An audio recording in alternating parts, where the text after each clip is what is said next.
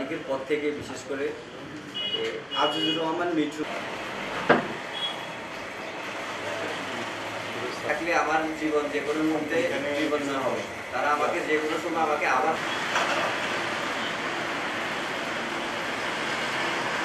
জানাচ্ছি টাকা দেবো, আমি কোনো চাঁদা দেবো না। গত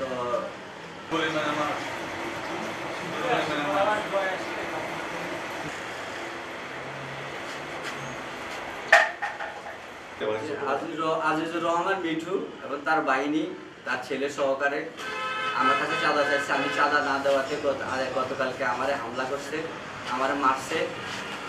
আর এরপরে আমি চিকিৎসা নিয়ে আমি থানায় অভিযোগ দিয়েছি। থানা অভিযোগ নিছে আমার থেকে। এখন পর্যন্ত থানায় কোনো ব্যবস্থা নেয় নাই, এখন পর্যন্ত কোনো তদন্ত আসে নাই।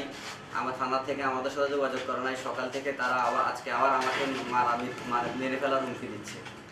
অস্ত্র নিয়ে আমার অফিসের সামনে তারা মহড়া দিচ্ছে। এখন আমি আমার জীবন রক্ষায় আমি এখন সাংবাদিক সম্পন্ন করলাম আপনাদের মাধ্যমে। আমি চাই প্রশাসনের দৃষ্টি আকর্ষণ করতে চাই, আমার সহযোগিতা করুন। আমার জীবন যে কোনো মুহূর্তে তারা আমার মেরে ফেলতে পারে। আমি প্রশাসনের সহযোগিতা কামনা করছি।